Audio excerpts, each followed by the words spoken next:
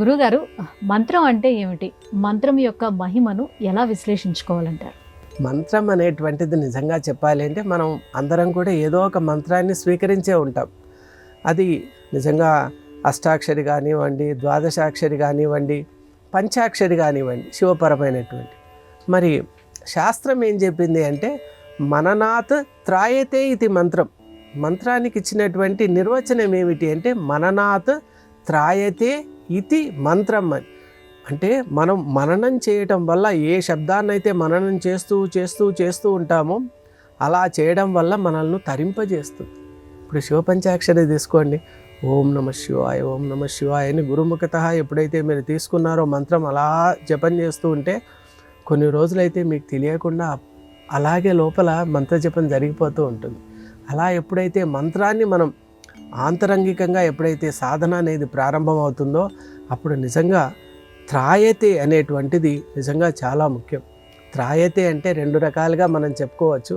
ఒకటి త్రాయతే అంటే దాటించడం, అంటే సంసార సముద్రంలో ఈవలి వైపు ఉన్న మనల్ని ఆవలి వైపుకి తీసుకొని వెళ్తుంది. తస్య అమృతస్య సేతు, శబ్దం ఎంత బాగుందో ఉపనిషత్తులో. అమృతస్య సేతు అంటే ఒక బ్రిడ్జ్ లాగా ఉంటుంది, అలాగే తరింపజేస్తుంది. అంటే ఇక ఈ ఐహిక బంధనాల నుండి మనల్ని సంపూర్ణంగా విముక్తి చేసి అపరిమితమైన అంటే పరిమితంగా ఉన్న మనల్ని అపరిమితంగా, అలాగే మనల్ని విశ్వవ్యాపకంగా ఉన్నటువంటి ఆ చైతన్యంతో ఏకత్వాన్ని కలిగిస్తుంది. అంత గొప్పది మంత్రం. కాబట్టి మనకి ఈ సందర్భంలో రత్నాకరుడు వాల్మీకి అయినటువంటి ఉదాత్తం కూడా మనకున్నది. అంటే కేవలం ఒక చిన్న మంత్రం, ఒక చిన్న నామ జపం చేత కూడా అంతటి గొప్ప పరిణామాలు కలిగాయి. కాబట్టి వాటిని కూడా మనం అవకాశం ఉంటే చెప్పుకుందాం. మనం మంత్రం అనేటువంటిది మనం గురుముఖత ఎప్పుడూ స్వీకరించాలి. స్వీకరించి నిష్ఠతో తదేకంగా మనస్ఫూర్తిగా చేయాలి. మనకెప్పుడూ సంఖ్య ప్రధానం కాదండి. ఎందువల్ల అంటే మనం సంఖ్య మీద దృష్టి పెట్టరాదమ్మా. మనం 5 సార్లు చేసినా చాలు, కానీ గురువు మనకి ఏ విధంగా చెప్పాడో ఆ విధమైన భావనతో చేయాలి. ఎందువల్ల అంటే మంత్రం ఎలా తరింపజేస్తుంది అంటే గురువు మనకి ఇచ్చినప్పుడు మన మనసులో ఒక ప్రశాంతత ఏర్పడుతుంది.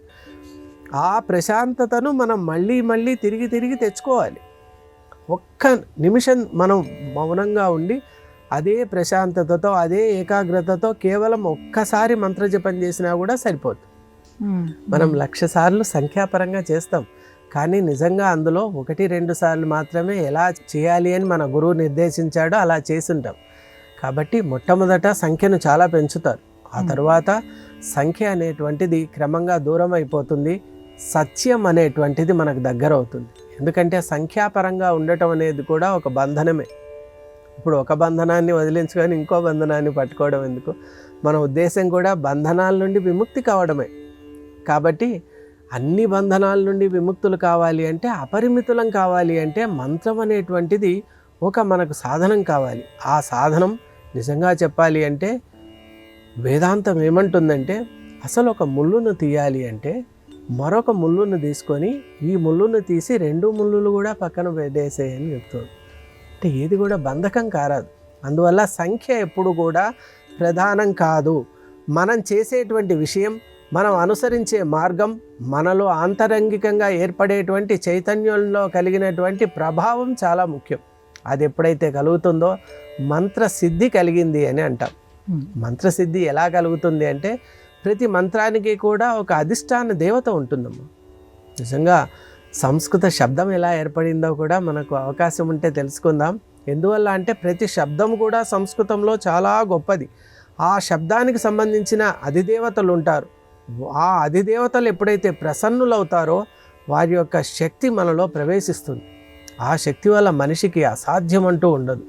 నిజంగా చెప్తారు కదా, చాలామంది ఎన్నెన్నో ఘనకార్యాలు సాధించారు అంటే మంత్రం యొక్క ప్రభావం చేత. ఆ మంత్రం యొక్క ప్రభావం చేత మనిషి ఎంత గొప్ప ఉన్నతిని పొందవచ్చు అంటే అసలు జీవితాన్ని కూడా ధన్యం చేసుకొని తరింపజేసుకొని ఇక ఈ యొక్క సంసార సాగరం నుండి ఆయన విముక్తుడు కూడా కాగలడు మంత్రం చేత. కాబట్టి మంత్రం మానవునికి అత్యంత హితకరమైంది అని మనం గ్రహించాలి. అలాగే మంత్ర అనుష్ఠానాన్ని ఎప్పుడూ కూడా క్రమం తప్పకుండా చేయాలి. అలా చేసినప్పుడు నిజంగా లక్ష్య సిద్ధి కార్యసిద్ధి కలుగుతాయి అని చెప్తుంది శాస్త్రం.